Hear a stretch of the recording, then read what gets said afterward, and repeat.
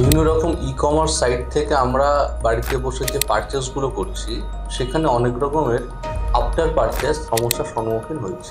কোনো একটা প্রোডাক্ট বা কোনো একটা সার্ভিস সেটা যেরকম ডেসক্রিপশন দেখে তারা কিনেছিলেন সেরকম কিন্তু আনপ্যাক করার পরে পাচ্ছেন না। অনেকে আছে যে কি করব, পারচেস তো হয়ে গেছে, এবার এটাকে রিফান্ড করব, করে আমি আমার পয়সাটাকে রিফান্ড পাবো। ন্যাশনাল পোর্টাল রয়েছে, সেই পোর্টালে আপনি আপনার কমপ্লেনটিকে লঞ্চ করবেন। তাদের এগেনস্টে কিন্তু আপনি কমপ্লেন করে মামলা করে ক্ষতিপূরণ পেতে পারেন। অনলাইনে মোবাইল ফোন অর্ডার দিয়ে সাবান।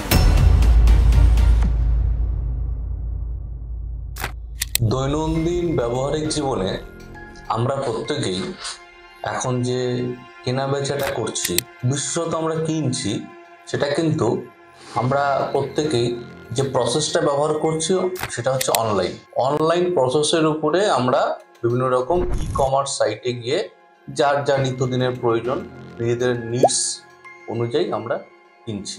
সেটা হতে পারে প্রোডাক্ট, সেটা হতে পারে সার্ভিস। আগের থেকে ক্রেতা এবং ক্রেতার কেনার ক্ষমতা দুটোই বিভিন্ন কারণবশত আর্থসামাজিক কারণগুলোর উপর ভিত্তি করে আমাদের কিন্তু বেড়েছে। কিন্তু বিভিন্ন রকম ই-কমার্স সাইট থেকে আমরা বাড়িতে বসে যে পারচেসগুলো করছি সেখানে অনেক রকমের আফটার পারচেস সমস্যার সম্মুখীন হয়েছে। অনেকে আমাকে জানিয়েছেন যে তারা কিছু একটা কেনার পরে বেশ কিছু বিষয়ে সাফার হচ্ছে। যেমন কোনো একটা প্রোডাক্ট বা কোনো একটা সার্ভিস সেটা যেরকম ডেসক্রিপশন দেখে তারা কিনেছিলেন সেরকম কিন্তু আনপ্যাক করার পরে পাচ্ছেন না, বা যেরকম এগ্রি করা হয়েছিল সেই এগ্রিটা ব্রিচ করা হচ্ছে, ভঙ্গ করা হচ্ছে। যেহেতু অনলাইন থেকে মানুষ কেনাকাটা করছে সেহেতু তারা সচরাচর বিষয়টাকে ইগনোর করছে বা নেগলিজেন্ট করছে, যে চলো ঠিক আছে এটাকে আমরা মেনে নিচ্ছি। বা অনেকে আছে যে কি করব, পারচেস তো হয়ে গেছে, এবার এটাকে রিফান্ড করব কি করে, আমি আমার পয়সাটাকে রিফান্ড পাবো, রিটার্ন করব কি করে মানিটাকে রিফান্ড পাবো, ইত্যাদি ইত্যাদি বিষয়গুলো কিন্তু খুব একটা ভাবছে না, বা ভাবছে কিন্তু এর সলিউশনটা কি সেটা কিন্তু সচরাচর খুঁজে পাওয়ার খুব একটা চেষ্টা করছে না।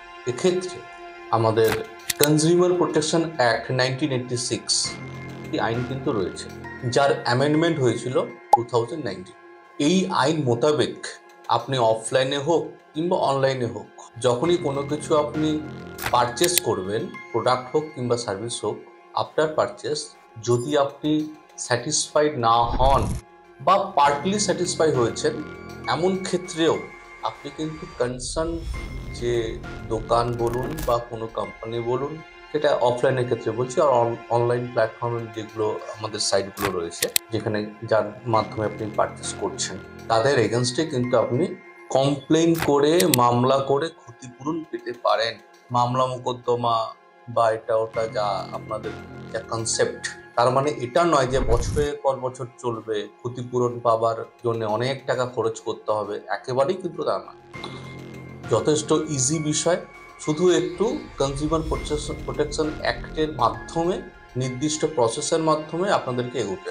সরকারি যে সমস্ত সুবিধাগুলো রয়েছে তার মধ্যে একটি অত্যন্ত গুরুত্বপূর্ণ ন্যাশনাল পোর্টাল রয়েছে। সেই পোর্টালে আপনি আপনার কমপ্লেনটিকে লঞ্চ করবেন এবং সেই প্রসেস অনুযায়ী আপনি অনলাইনের মাধ্যমেই কিন্তু অনেকটাই সমস্যার সমাধান পেয়ে যাবেন। এমন নয় যে আপনাকে কনজিউমার কোর্টে যেতেই হবে। এক্ষেত্রে প্রথমে ডিস্ট্রিক্ট কোর্ট, তারপর স্টেট কোর্ট, তারপর ন্যাশনাল কোর্টের একটা ব্যাপার আছে, ট্রাইব্যুনালের ব্যাপার আছে। তো এটা অন্যান্য মামলা মোকদ্দমার ক্ষেত্রে যতটা হ্যাসেল হয় মানুষ, ততটা কিন্তু নয়। যথেষ্ট হ্যাসেল ফ্রি এবং অ্যাফোর্ডেবল, চিপ।